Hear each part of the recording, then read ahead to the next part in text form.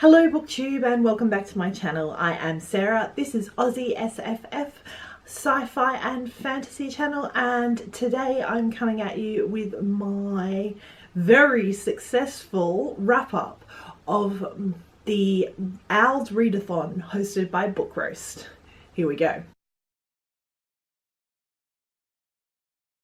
So this was such a big readathon with so many prompts that I wanted to get through all of them, that I set up a whole spreadsheet. Love my spreadsheets. Hopefully I've got through everything once I'm getting this done.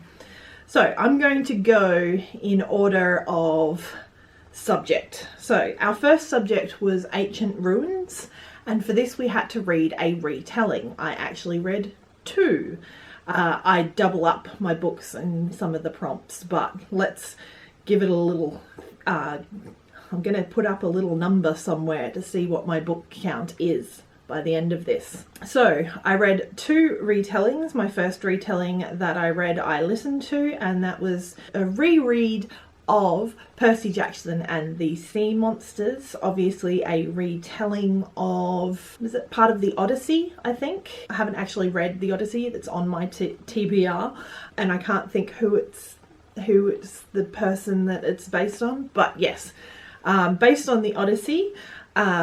This was a fantastic read, obviously because it was a rereading, and I gave it 3 out of 5 stars. Next in this same category I read Fire, which I think it's a retelling of like a modern but not version of Little Red Riding Hood. This is the second book in the Graceling series by Christina Kishore. I really enjoyed this book. I enjoyed Graceling, the first one, and I'd been meaning to get around to Fire and use the OWLS as an excuse to read it.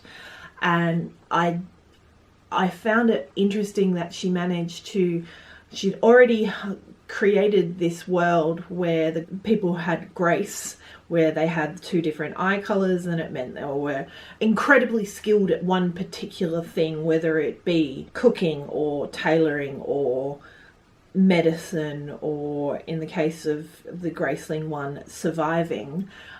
We go over the mountain range and we have this whole new world where graces don't exist but monsters do, and it covers all species, and they all are deemed by their psychedelic coloured hair, which is just fantastic, or skin for that matter. So Fire, our main character, is a daughter of a monster, so therefore she is a monster, and her coming to terms with that is what happens in this book. Fantastic. This was a 3.5 star read. That ticked off my ancient runes one. We next have Arithmancy, which a work written by more than one author. To start with, we have Saga Volume 8 and Saga Volume 9, which I read during this readathon. If you've watched any of my weekly reading vlogs, you'll know that I read a graphic novel each Monday. So these were 2 of my graphic novel Monday readings. I'm rather disappointed that this is the last one we have. So yeah, not real happy about that. Would really like them to come back and continue on with Hazel's story. I also read Wicked and Divine Volume 2 and 3. We have 2 was Fandemonium and 3 was Commercial Suicide. 2 was really good, and it was the continuation of what I really loved. 3, they didn't have their regular artists. They had all these different art forms, and I actually really didn't enjoy it that much because it sort of took away from the story a bit, because it was in, especially some of the more juvenile styles of comic drawing, where it sort of looked like kids' graphic novels or manga, and it really kind of ruined it for me. I haven't ordered the next one. I will, because I really enjoy the world building, but yeah, it annoyed me slightly. And my views on those 2 volumes are reflected in their star ratings. Volume 2 was a 5-star read. Volume 3 was a 2.5-star read. It really annoyed me that much. And I also read From Hell. Mainly it was written by Alan Moore. We have astronomy, and that is to read a book with star in the title. For this I read Robert Heinlein's Time for the Stars. Now this one is bizarre. We are set far in the future, 2200 AD, and they're sending long-range ships out into the universe to find the Goldilocks planets, although that term hadn't been made yet because this was from 1956. So we hadn't even been to the moon when this one was written. We are introduced to a set of twins, Pat and Tom, and they are brought into a scientific research experiment in order to see about the communication, psychic link communication between twins. And the idea is that this happens instantaneously. It does not matter how far apart the twins are, and that they can communicate with the long-range ships. The downfall to this is where the twin that gets sent out into the universe will age only probably a couple of years. The twin that is left on Earth will age at a disproportionate amount due to relativity. That's all fine. This was set as a young adult novel from the 1950s. Okay, not a problem. My problem with it was, in the end, he came home and married his great-great-great-grandniece, so his brother's great-great-grandchild, and it kind of weirded me out. So, yeah, not cool. I know that's a lot of separation, but it's still, like, you can still say there are names for these people familiarity-wise. So yeah, it kind of grossed me out. And I don't think that is a time difference thing from the 1950s to now. I still think that's just gross. I only read 1 book with star in the title.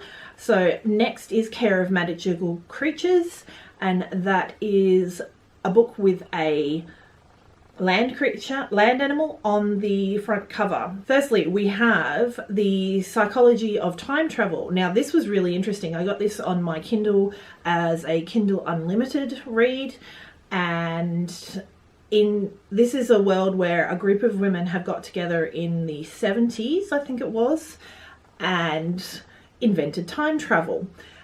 And it goes into practically none of the science, but it does go into the psychology and the idea that time travel could actually mentally disrupt someone who was prone to mental illness in the first place. I really enjoyed this book. I gave it a 3.5 out of 5.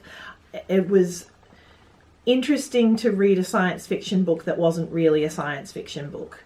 So it was cool, but it had, I'll put the picture up here, but I think it was rabbits on the front. Just to cement that one in, I read a book with a bird on the front as well, which we'll come to in a moment. I also counted Saga Volume 8 as it's got a hypercolour zebra on the front that looks like a mythical creature anyway, and I thought that works for land animal, and it's a mythical creature, or a magical creature, so that works perfectly. For charms, you had to read it was the age line, read an adult book.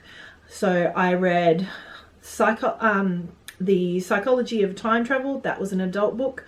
My saga books, they are definitely adult books. I also read Postmortem for the first time, which was just awesome. I'm continuing with the Case Gumpetta series by Patricia Cornwell. I also read for the first time From Hell by Alan Moore. That was amazing. I read The Virgin's Lover by Philippa Gregory. Postmortem, I gave 3 out of 5 stars. From Hell, I gave 4.5 stars out of 5. I thought it could have been slightly more dramatic and effective if it had one colour, and that would be red. I think splashes of red where there was blood would have made it quite visceral. And The Virgin's Lover was 4 out of 5 stars. Next was Defense Against the Dark Arts, and that was to read a book that starts with, the title starts with R, and for this one I read Red Rising by Pierce Brown. This was a 5 out of 5 star read. I have had a work colleague telling me I needed to read this all last year, and I finally got to it, and my God, she was right. So I've ordered the next one. I've got it sitting there waiting now, and I'm going to have to read it ASAP somehow. I've got so many books on my TBR. So everyone knows what this book's about. It is sci-fi, it is set in future, it's set on Mars, and it is an indentured slave population that are literally kept in the dark and underground to keep them as a workforce free of charge.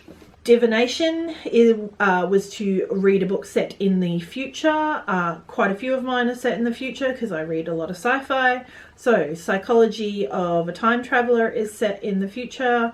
Red Rising is set in the future. Time for the Stars was set in the future. Next was Herbology, and that was to read a book with a plant on the cover. I didn't get to my one which was Tith that I had in my TBR by Holly Black. Psychology of a Time Traveler does have fern-like things on the front cover. I also read The Black Khan, I think it's pronounced, the second book in the Blood Print series. That book is the completion of the duology of the Blood Print series, and that one I gave 3.5 stars. I think that would be rate higher if I had have actually read it rather than listened to it. I think it falls into that trap of being a fantasy story and having too much to get across in an audiobook format. But that's how I got it from my library. Next is The History of Magic, and that is to read a book that was at least 10 years old.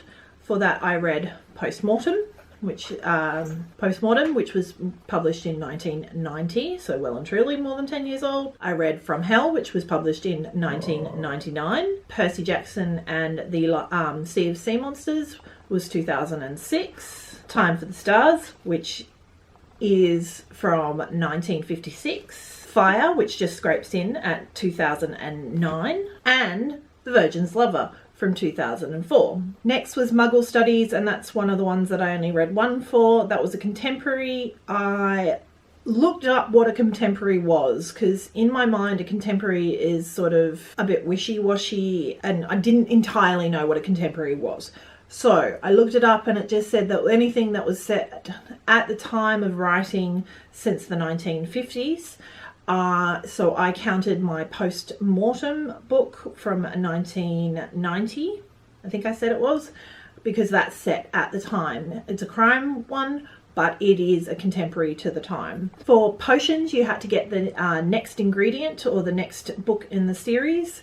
For that, I read all my graphic novels, which were the next in the series. Fire, which was number 2 in the series. The Black Khan, which was number 2 in the series. Percy Jackson and the Sea of Monsters, which was number 2 in the series. The Virgin's Lover, which is number 13 in the series of the Tudors and the Plantagenets, none of which I've read in order. And lastly, our last one, which means I got all of the OWLS.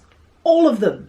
Fantastic. Was Transfiguration, which was to read a book with a red cover or a book with sprayed edges. I don't have any of those. So Red Rising, double up on the red. It's got red on the cover as in it's written red, the word red, and the little wing is also red. I also read, which I counted in this one, Fire, because fire is red and she is all red. The Virgin's Lover is a reddish pink. That means I get to be an alchemist. Yay! or anything else I want to be. So hopefully when the next lot of the Hogwarts readathons come on, I can choose whatever I want to be. If you want to tell me what you managed to get in your OWLS, either link or tell me in the comment section below. Like it if you liked it, subscribe if you haven't already, and happy reading. Bye.